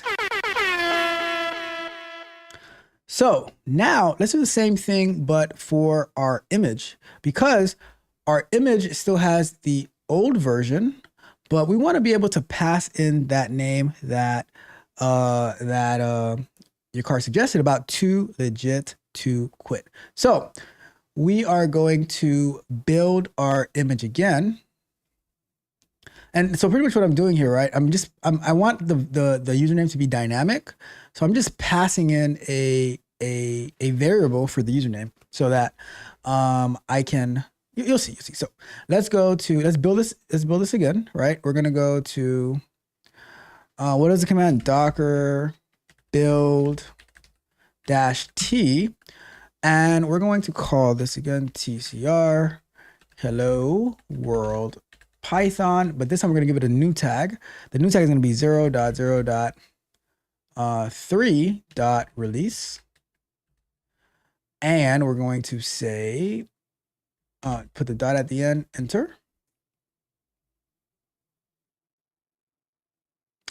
Path. Oh, I put a comma. I don't think we need the environment variable here, but we'll find out. So it's running. Now let's see. Let's go back over here. And so we can open up another tab and we can do again, Docker container or Docker run. Now let's do it on -p for port, and we're going to do it on port 5003 because we already have 5002 running on the other screen. So we already have 5002 running over here, right?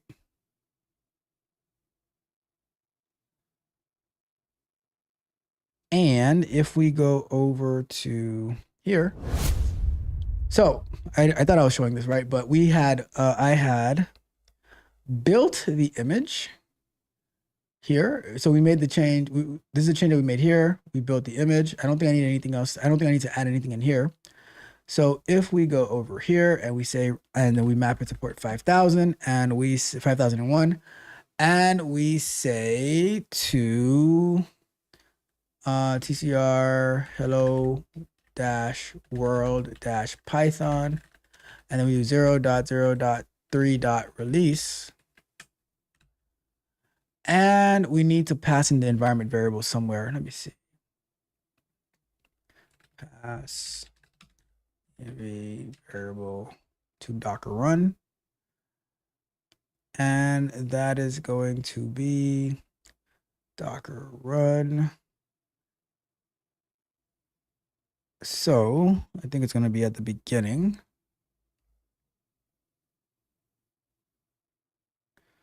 So let's say we put a -e over here for environment, and we're going to call that user_name equals to legit to quit, as your car had suggested. Let's see what happens. Let's see what happens. Keep our fingers crossed. All right, it got us started. And remember, we're trying out on port 5003 now. So let's go to the other screen. And so this is on port 5002. We're going to open another one. We're going to say localhost 5003 and the moment of truth. What? How you like them apples? How do you like those apples? Right? So we have hello to legit to quit, hello to you as well. But guess what? I do not want to legit to quit to have all the fun by itself. So we're going to go back over here and we're going to create a couple of more, right? This time we're going to do it with attached, right? So we're going to say Docker run -e, and then we're going to say user_name, and we're going to say one for Roxy, right? We're going to say for Roxy, my friend Roxy, and we're going to say port, we're going to say 5004, and then we're going to map it to 5001, and then we're going to say let me see. We are going to say 5001, and then we're going to say tcr/ hello -world -python 0.0.3.release. And that should be it. Or release is all caps. I think we got everything. So let's do that. And we have that running on port 5004. If we go over to here and we close this down, close this down, close this down. So we have hello to legit to quit, and we also have localhost 5004. We have one for Roxy as well. And that's it. There you go. So Roxy has her own container running. We got one for too legit to quit. we have and this is the local one, right? So this is the local one. Let me see. On 5. Actually, no, this is not the local one. This one is the one that is, all right, so let's do this, right? I'm supposed to do it detached, but whatever. Let's do Docker PS, right? So on Docker PS, we have on port 5001 or 5002 running. That is the first one, right? This is running on 0.002. On 5003, so let's show this real quick. 5002, we have the old one that was running. This is like just a hello tech coach Ralph, all in text. 5003, we have too legit to quit. And then on 5004, we have one for the only Roxy, right? So that is pretty cool how, and this is the part where we're talking about why it's so popular. Lunch break. So we have about a minute like on the official clock left. So I'll just keep talking about this, right? This is like when we're talking about why it's so popular. This is why it's so popular because we have 4 different versions of this one image running. So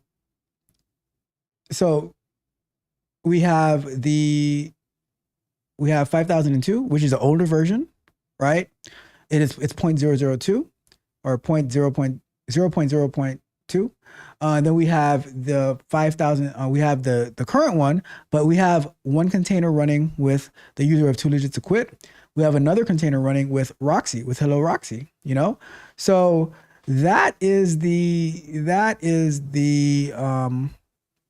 so that's the way that it makes it popular because you can have all these different applications running, and let's say you're building some type of locally run application that, right? So you get Docker, you go ahead and you start up this application, and you pass the variable of your username, and now it can be customized based on the variables that you pass in, right? So that's the. Real simple, B. It says wrap it up. Wrap that shit up, B. So yeah, that's basically it. That is basically it. That is the way that it works.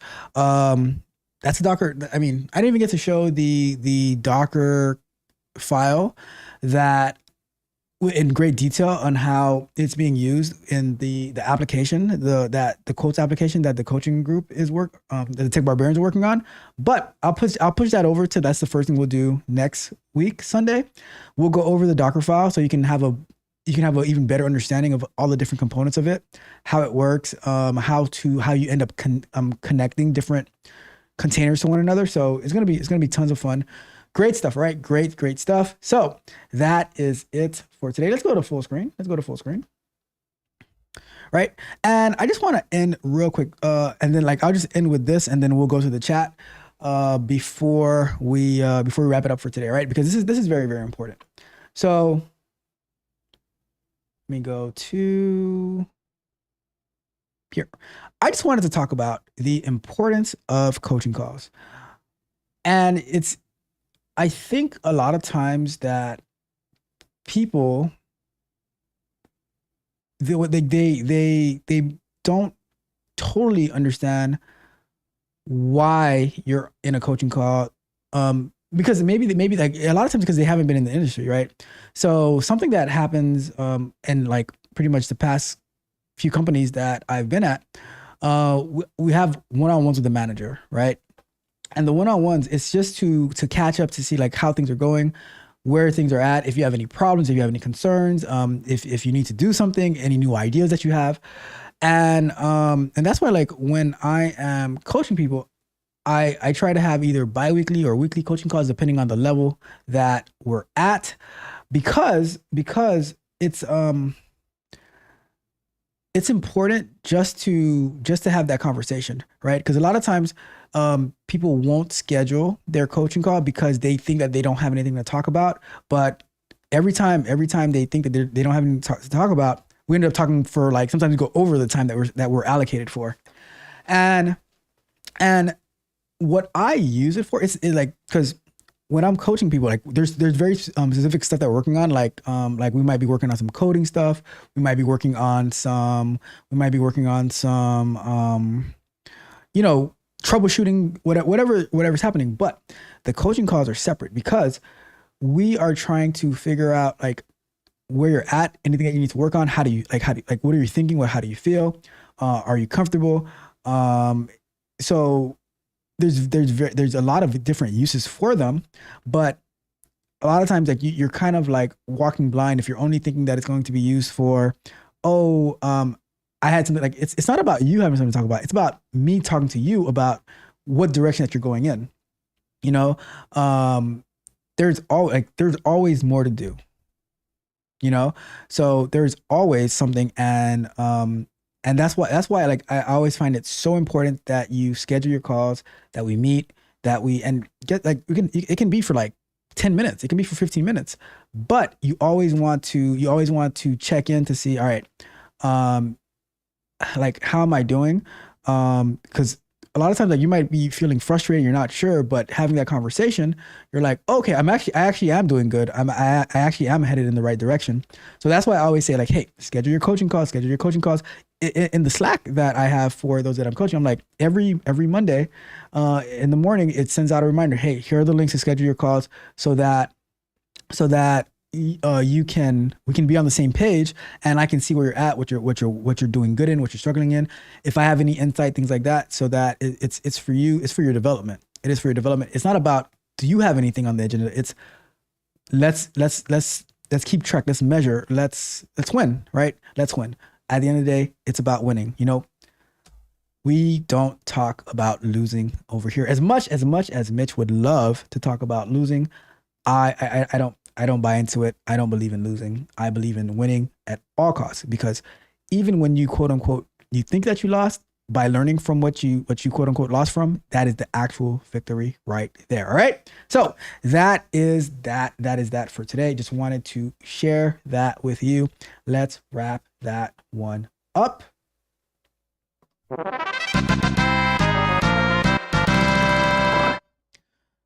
All right, let's see what the chat has to say before we head out for today. Let me see what we got going on over here. So so we are, so I see that Mitch and Yakar are having a car conversation. Yakar, every time we'll be on the stream and I hear it says like my car or a car, I always hear your car. Like every time. I don't know if that ever happens to you. All right, let's go to let me see. They're getting Lambos in the chat. That's what I'm talking about. Get your Lambos.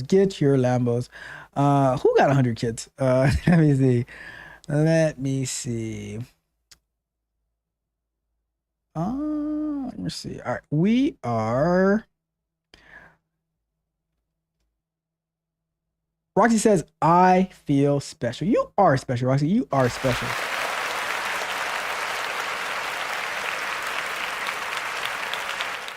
I always appreciate when you're able to make it. Let's see. Let me see. It says, it is my total pleasure. It's my total pleasure to, because I like to make it interactive. I like to make it interactive with the chat, because I believe when we make it a little bit interactive, it becomes a little bit easier to understand. You might not totally get it, but just hearing about it, seeing your name here and there, and I think we used Mitch's name way too much today, right? So Mitch says he is hating today. It is all good. Who hating? Who hating on what? I didn't even bring out them hands. Right? Let me see. I might buy you to the camera. I don't blame you. I understand. Car talk. Let me see. Anything else? Mitch says people do coaching calls trying to tell you what to do. Why you call me that? That's bruh. I mean, and that's the thing, right? Like, but it all comes down to readjusting the mindset and We're resetting the expectations of this is what we're working. And that's why I like to set goals in the beginning. That's why I like to make plans and what we're going to do to work towards those goals, because we need to reset. We need to level set to say, all right, this is like what you've tried for X amount of time. It doesn't work. Apparently it does not work. Let's try it my way for a second. Let's try it my way for a second. Let's make a bet. Let's make a bet. Topic of accounting conversations tomorrow. Let's make a bet. What's going to happen in a week? I bet this is going to happen. Let's see what happens. Let's see what happens. All right. So let's see. It says, Ralph making stuff up again. I didn't say anything about losing. That's what I heard. That's all I'm saying. That's what I heard. That is what I heard. All right. All right, Mitch. When I heard, I look at the other side, I just heard losing. All right. So I'm sorry. If I'm on the side of winning, right, the other side must be I'm just using, I'm deducing. I'm just deducing. All right. I'm just saying. Let's see. Says be nice to Mitch. I was very, very nice. I did not bring out the hands today. All right. I am not bringing out the hands today. That's as nice as I can be. Right. And your car, don't eat lumpy, your car. All right. Let me see. Your car says that happens to me so much, especially when AD says your car. Exactly. It says your car. I'm like, and Alexa says, okay, coach, we hear you.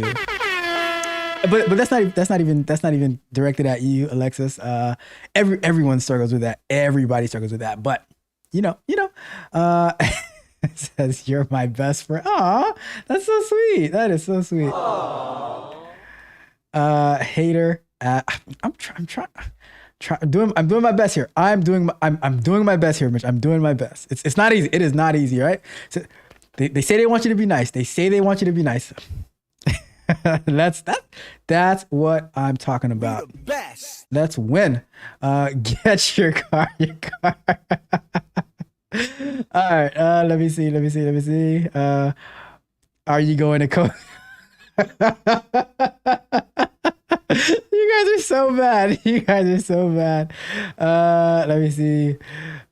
Did you see how Ralph disrespected me with the clone 2 times? What? Wait a second. The clone was really trying to help you, all right? Was really trying to help you. And Mitch, why do you have to bring up the past? Why do you have to bring up the past? That was on Tuesday, wasn't it? Or Thursday? That was on Tuesday. That was last week. And Rocky says, I'm a tech pookie. We don't do that. Sorry, your car. No cosign for you.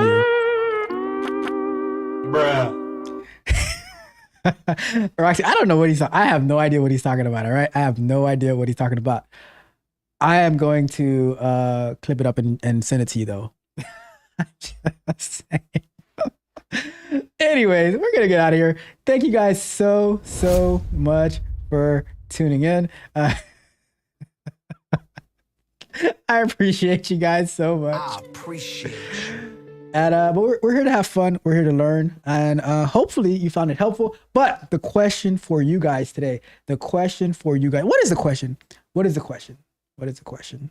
Before we get to the question, how did I get to this screen? Let's go back to full screen. Before we get to the question, I just wanted to remind you guys. Oh, never mind. I'll remind you guys next time.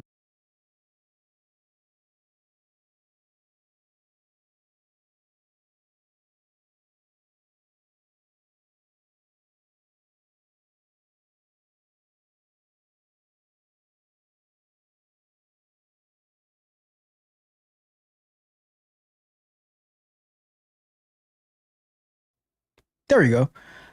Pressing buttons here. All right. The question of the day is. Are you not entertained?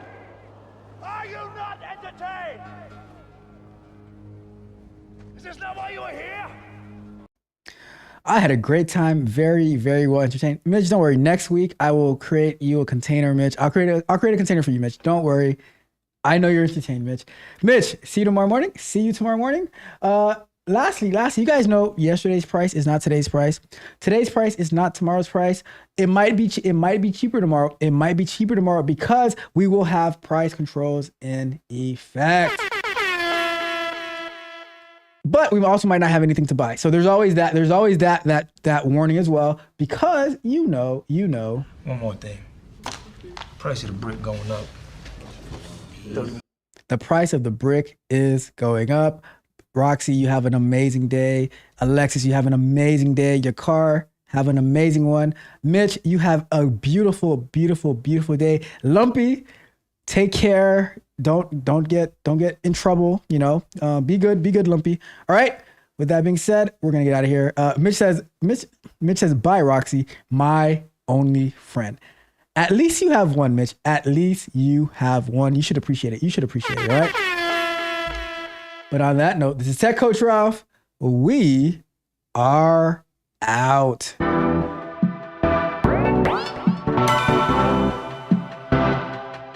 You might think that getting into the IT field is impossible without a computer science degree, but Tech Coach Ralph is here to prove you wrong. Get ready for some jaw-dropping revelations on how to break into this lucrative industry. Listen up, tech enthusiasts!